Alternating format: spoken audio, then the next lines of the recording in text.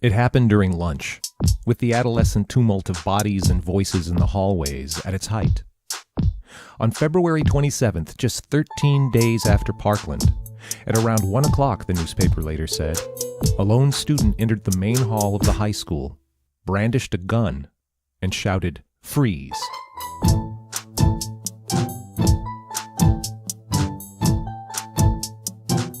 Turns out it was a Nerf gun, meant to fire foam-covered projectiles, probably at a cardboard target that came with it, or more likely at siblings or pets. The gunman, for lack of a better term, then proceeded to break the gun into pieces and toss it in a trash can. Administrators intervened and the police were called.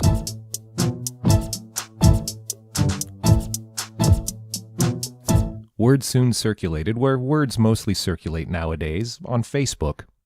And my initial reaction to the story when I read it later that same afternoon in a local news group was, well, to laugh. Let me explain. The first thing that popped into my head was a vision of some smart-ass kid sitting around with a Nerf gun and his smart-ass friends. A joke becomes a riff becomes a plan. If they're halfway smart, as by definition all smartasses must be, they might even see it as more than a prank, maybe even a form of performance satire a la Andy Kaufman, or like the Yippies going to Congress dressed as Minutemen. Truth is, I could have been that guy. Or certainly one of his friends goading him to comedic genius. I mean, Lenny Bruce and George Carlin got arrested too, right? The Fuller story came out in the Triplicate a few days after the incident. The student had been having some mental health issues lately, but posed no real threat. The police talked to him, then gave him a ride to county mental health. No charges were filed, and no mention was made in the article about the student's motivation, comedic or otherwise. School administrators explained that there was counseling available to any student who needed to talk to someone about the incident, and they were reviewing all the requisite procedures and such in light of recent events. The other students in the main hall that afternoon, though initially shocked by the disturbance, had quickly realized the gun was a toy. But still, for that split second. And when you think about that split second, for all that must have gone through every brain in the hallway for that one little instant in time, then it doesn't seem funny anymore. Kids don't feel safe in school. Mm-hmm. No one feels safe in the school. And when a lockdown drill happens, everyone's just, oh, are we next? Is it us now? Yeah. And that's the first thought that goes through my head. It's like, if I hear a lockdown drill, I have to go, okay, where am I supposed to hide? Okay, there. And I have to think of a way to hide and be quiet. That's just the first thing. Mm-hmm. It's, okay, someone's going to come shoot up the school. All right, I have to plan for this. That shouldn't be like a daily occurrence. That shouldn't be something kids have to worry about. They should be worrying about their math test and not if they're going to be killed in school. Yeah. That's my youngest, Zoe. Zoe's a senior at Del Norte and one of the coolest people I know. They're a trans kid and prefers the plural pronouns to avoid assigning a gender, which is the woke way to say I have to train myself to refer to Zoe as they or them. It's been tough. As a pseudo-intellectual word snob, this kind of grammar is, to paraphrase Nipsey Russell, something up with which I have a lot of difficulty putting. I've tried to explain to Zoe how placing your identity in the hands of others never works out. How trying to control the words and thoughts of other people is like trying to sweep the tide back into the sea with a push broom. But I do my best with the pronouns, no matter how much it grates, because Zoe means a lot to me. As Zoe's gender identity has developed, so has their social activism. In fact, those two aspects, the transgender identification and activist mentality, have complemented each other, coalescing into a young adult who is deeply passionate about the world around them. Along the way, Zoe's found a network of local support that's helped foster this burgeoning social awareness. You've been kind of socially active, activist, not like socially active, like, you're mingling at parties. Hello. But I mean, like, activist sort of motivation. Since when? Since middle school? When did that kick in for you? I'd say freshman year. Okay. Freshman year to sophomore year. Because I got involved with Gender Talk, and who's like a club in town. It's an LGBTQ plus community like group where we all meet once a week. I was a part of that for a couple of years, and I think that kind of led me into like the YTA, the Youth Training Academy, and all these different like summits and like camps and stuff that I'd go to, where it's like, oh wow, like they were all building healthy community like events where I just learned about like, oh wow, like I personally did not think that I could organize a walkout or make a change in my community. Because I mean, at that point, I'm like, yeah, no, I'm just like a teenager. I'm like a high schooler. Like, no one's gonna take me seriously, and we're not organized. So like, but then after going to all these like events and summits and camps and organizations, it's like, oh wow, like there are a lot of us who really care about our communities, and we want to make them better, and we can. So that was kind of my intro to that, and then it just went on from there. And the LGBTQ stuff was kind of what broadened it. And Zoe's activism is more than just Facebook or Twitter activism.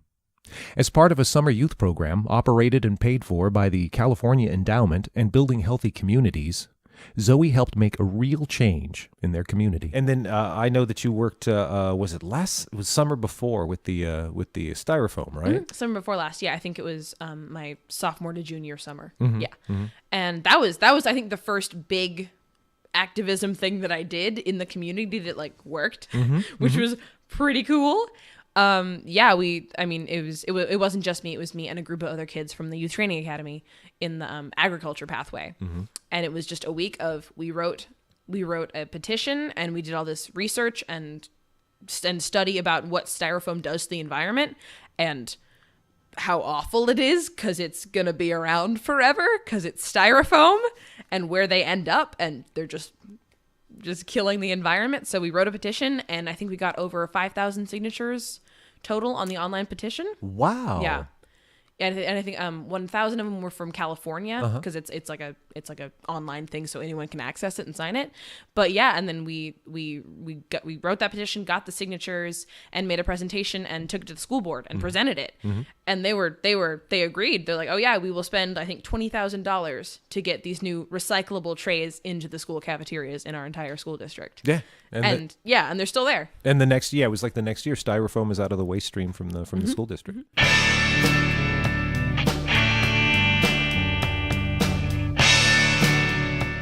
Hi, I'm Paul Kritz, and this is the Del Norter. The topic this time around, kids these days, specifically the kids behind the planned 420 school walkout to protest gun violence.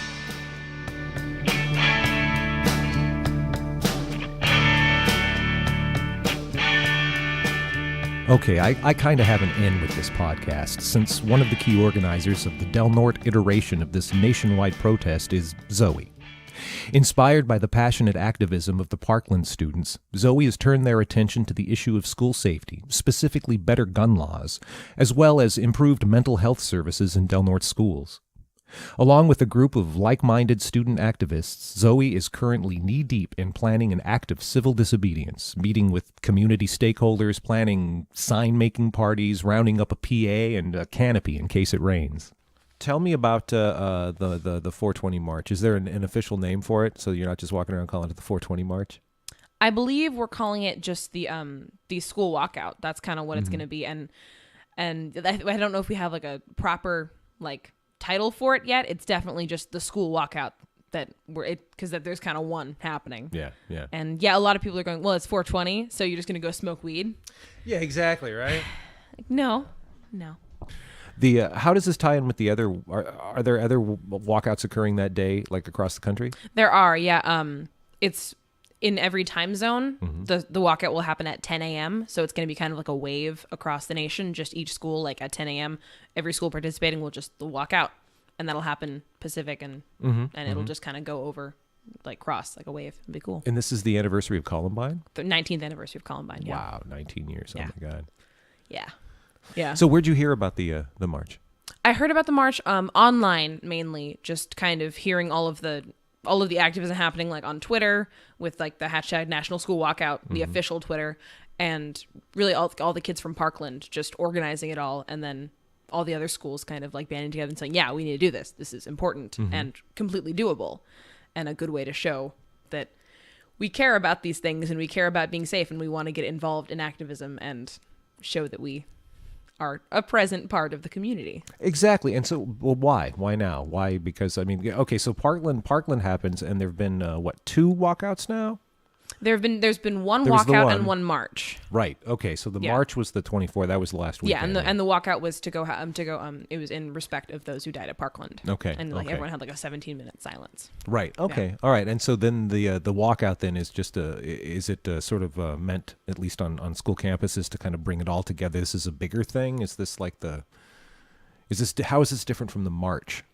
The march was, I mean, it was to show like, yes, it's a march. It's like the Women's March, just kind of to protest and demonstrate for like gun control and all these issues that are related to this. But I think the school walkout is more about students in the schools actively not participating in the schools and leaving so that they can show like to their school administrators and kind of everyone they kind of disrupt the normal school day. And I think if enough schools and enough students do that, it can like really kind of make an impact, because it'll be like, oh, there's a bunch of kids not here, and walkouts have been a good way to demonstrate for a long time. So is it just about guns in schools? Is it just about school shootings, or are there bigger issues?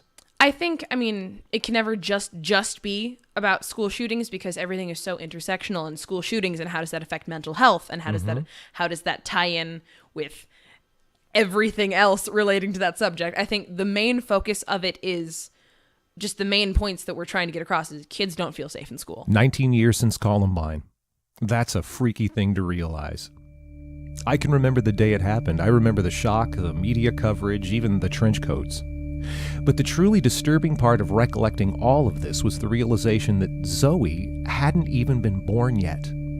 Their entire existence has been post-Columbine. And in those 19 years, no matter how you slice the statistical pie, we've seen an explosion in similar tragedies.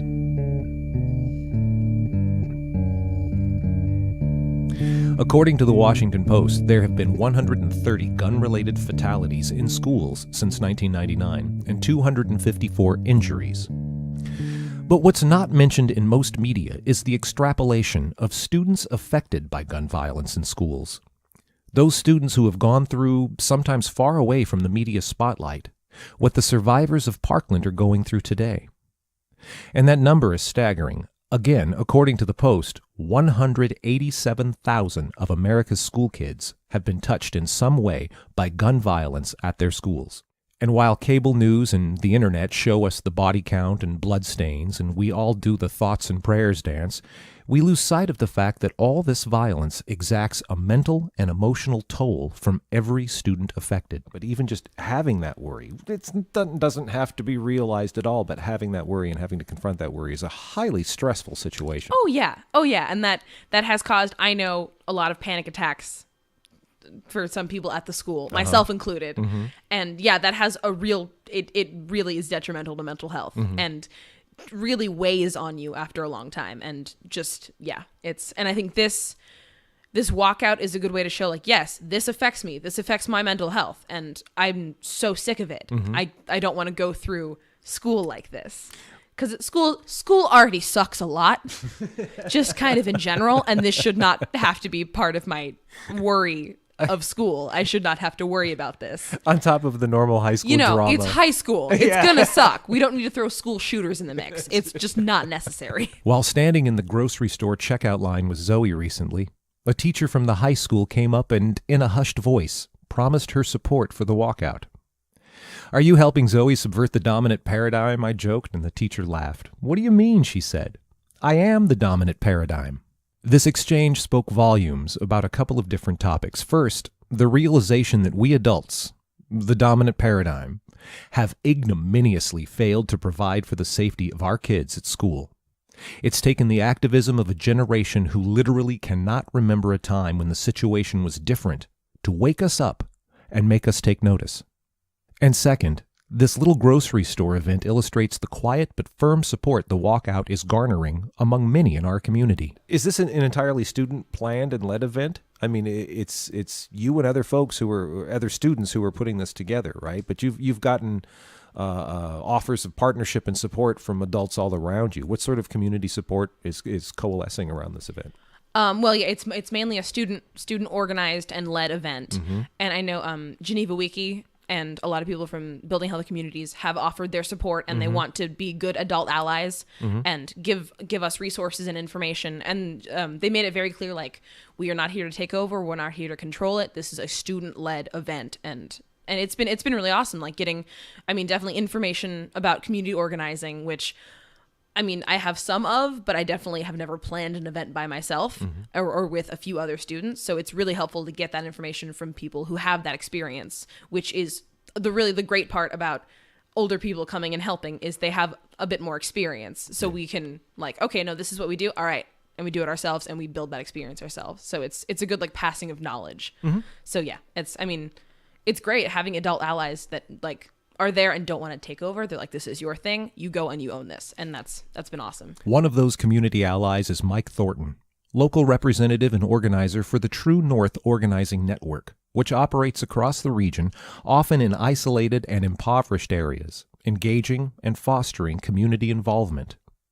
True North doesn't have an agenda other than helping to enable a given community to address whatever ails it. Mike summed up that approach recently on KFUG. Another thing, Paul, about True North is that we really believe that the people, and one of the ways that we say it, is the people closest to the pain really need to be leading the effort towards their liberation, because they live with these issues day in and day out. Yeah.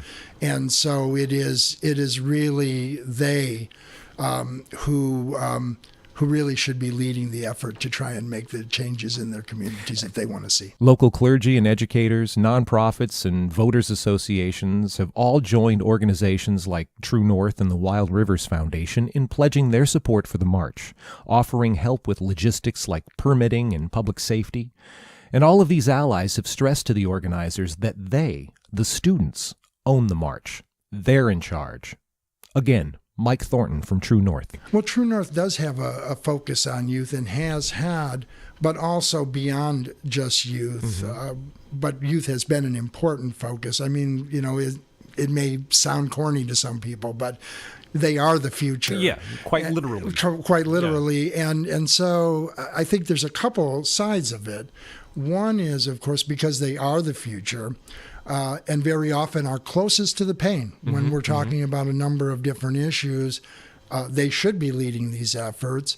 It's an opportunity for them to use that energy, use that new perspective that youth can often bring to something, and also can be used as a tool for social emotional development of young people, something to be engaged in, something that they can rally around, something that they can coalesce around, and not only win concrete economic and political gain that benefits them and their community, and at the same time helps with their social, emotional, and political development as they move from being young people into full adulthood. Yeah. So it's a win-win all around. When Zoe first told me about the specifics of the march as it was initially shaping up, I was startled to hear the destination was the Democratic Party office on Northcrest. I lobbied for a change. Marching to the Democrats would be too divisive, I argued. Maybe find a less politically charged destination. I could see the Facebook posts already. The message of the march would be lost for many because it would be perceived as a Democrats' issue. I tried to be the voice of realism. There's a long, ugly, rancorous history to the gun debate in this nation. You should appeal to as many people as possible, I told them. Kids these days gotta realize. And then something happened that helped me see what I was doing. It started with Braden Hatch. Like Zoe, Braden's a senior at the high school and politically active. Turns out it was his idea to march to the Democrats. And this will show my total collusion with the Democrats, totally. But all I did was, hey, if you want to use the parking lot of the Democrats, go ahead. Yep, the conspiracy is out, guys. I'm sorry to say. I first heard about Braden in connection with a group of local progressive people who were trying to get something off the ground a while back. Braden had started a progressive group at the high school along with a Facebook page. When Zoe told me he'd been involved in some of the planning for the march, I invited him on KFUG to talk about being a politically active teenager. And what I found was more than merely a politically active teenager. I think I have an OCD for politics. Just saying, yes, I do. I think about it nonstop, and that's probably not healthy, but I think it's my main driver in the morning. I get up, read some news, read some political books, and it makes me happy knowing that in a way I'm helping my community, in a way, helping advance good ideas, universal healthcare, etc., all that. Universal healthcare and all that? Braden, who at 18 is a member of the Democratic Central Committee here in Del Norte, exhibits a political mix of classical libertarianism, some socialism tinged with Marxism, small government, social decentralization, rationalism, and he can cite sources too.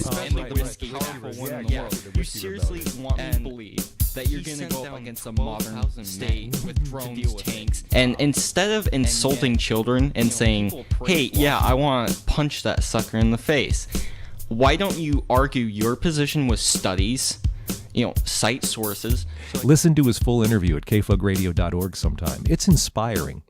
Any of the pundits and trolls out there who have spouted off about these activist teens not knowing enough to speak intelligently about the nuanced issues of us adults should spend an hour talking to Braden. There were two things that grabbed me during our interview. One was the difference between being old and being young. Braden can read Marx with fresh eyes, untainted by the decades of Maoist and Stalinist bloodletting and Western propaganda, because he's young and inquisitive, in a way, still rational. Me, I'm more aware of the historical baggage, the legacies of the realpolitik that smother and kill the original idea, no matter how charming, again, like Marxism, beneath a cascade of ancillary circumstance, which, if you think about it, is sort of a précis of cynicism. The second thing that struck me about talking with Braden was a seeming incongruity in his logic. Sitting quietly in the center of his political universe, with its passionately ordered cost-benefits analysis and rational realism, was something I didn't expect. But yeah, why not, instead of building a stupid wall, help the countries that's more empathetic? I think there is a lack of empathy nowadays, and it hurts me in a way personally, because I want an empathetic society. I want a democratic society. I want it to be fair. Is empathy rational? Maybe I couldn't answer that question, so I'm not expecting. Yeah, it's really philosophical. It's really hard. Wow, that's a tough one. No, serious. Is empathy rational? Is that something that? That's wow. I mean, if you don't want a completely barbarous society, then yes, you have to have some sort of rational, type of society. And it's been kind of proven throughout history, the more empathetic, the more you get out of it. Empathy is a foundation for policy? Could that even work?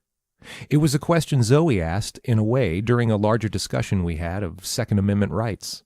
And the fact that people are like, yeah, no, like my right to have a gun is more important than your right to feel safe at a place where you're made to go every day. Yeah. And the thought that goes through my head is, I don't know how to explain to you that you should care about other people. I don't know how to get that across, but a child's life is crazily more important than your right to have a gun. I know 2 kids is too small a sample group, but is there something more empathetic about this generation? Did all the touchy-feely, everyone gets a participation certificate nonsense we put them through when they were little actually have an impact? Did they grow up thinking they mattered after all? And if they are more empathetic, what will it mean for the future? Will they be able to use that compassion as a compass to find new ways through the old morass of public policy and civil rights? And what does it mean that I have trouble imagining just how?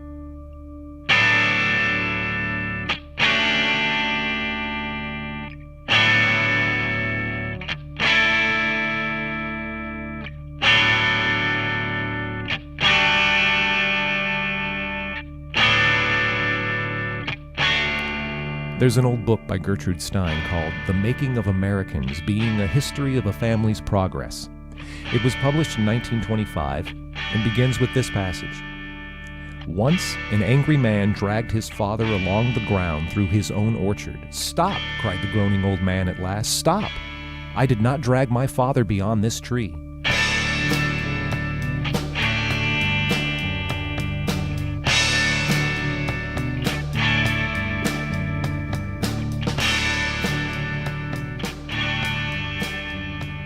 More and more, this passage has crept into my thoughts lately. I remember it as Braden unabashedly quotes Marx in our interview. It colors my difficulties with remembering Zoe's pronouns. For all this passage says about progress, and all it doesn't say about the modernist bourgeois myth of progress, it first expresses the old man's alarm at being taken beyond his limits, out of his ease.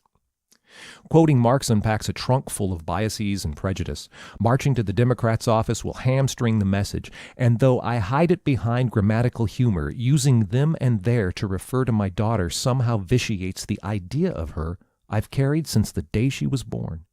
Which, of course, begs the question, whose fault is that? I looked up the Stein passage so I could cite it correctly, and found the next paragraph to be even more telling. It's hard living down the tempers we are born with. We all begin well, for in our youth there's nothing we are more intolerant of than our own sins writ large in others, and we fight them fiercely in ourselves. But we grow old, and we see that these, our sins, are, of all sins, the really harmless ones to own, nay, that they give a charm to any character. And so our struggle with them dies away. Whatever the future holds, whatever's beyond that last tree, this much is relatively certain. The march will happen April 20th. Students will walk out of class at 10 a.m. and march up Washington Boulevard to the Community Health Center. At least that's how it's firming up now. There will be speeches about safety, mental health, and yes, gun control. That's a point both Zoe and Braden were most matter-of-fact about. Despite the intricacies of the gun laws and the history of the Second Amendment, assault weapons should be banned. Like, there's no debate. It's a given. Yeah. The march will be about gun control, and we're not saying people who are pro-gun can't come. No, it is a discussion, and it'll really just kind of be a demonstration to show, yeah, kids aren't feeling safe in school, and just because we would like people to not just have AR-15s doesn't mean we want to take your guns away. We're not just going to take all of them away. Like, no, I'm just saying there's no reason for a person to own an AR-15. There's no practical reason. Mm-hmm. I've only seen an AR-15 once in my life. An old man I knew bought one, and one night when I stopped by his place to catch up, he showed me, handing the gun to me with ease, a kind of test, like, could I display the same nonchalance in handling this alien-looking killing device? Turns out I couldn't. I held the assault rifle stiffly and nervously laughed. Well, don't that beat all, I said, or something like it. He told me to go and stand on the other side of the room. When I had, he leveled the gun at me with an impish grin, breaking every rule in the gun handler's rulebook, and fired off the strobe light. I hadn't noticed it mounted below the muzzle.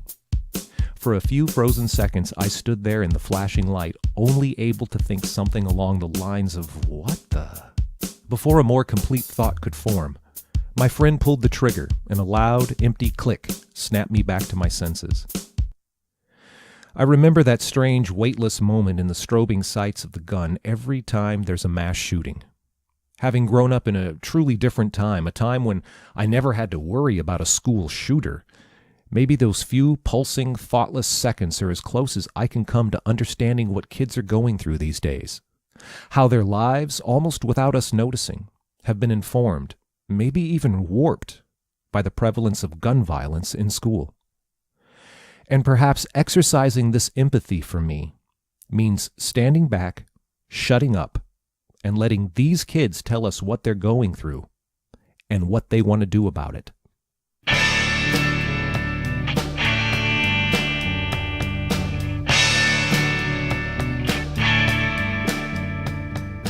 For those who feel there's nothing to be learned from 17-year-olds, that such inexperienced, underdeveloped, empathetic worldviews have nothing to offer us more mature mavens of public discourse, well, see this tree here?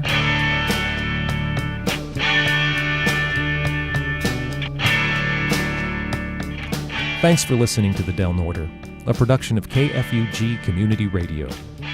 The interviews featured in this podcast are available in full on our website, kfugradio.org, except for the one with Zoe.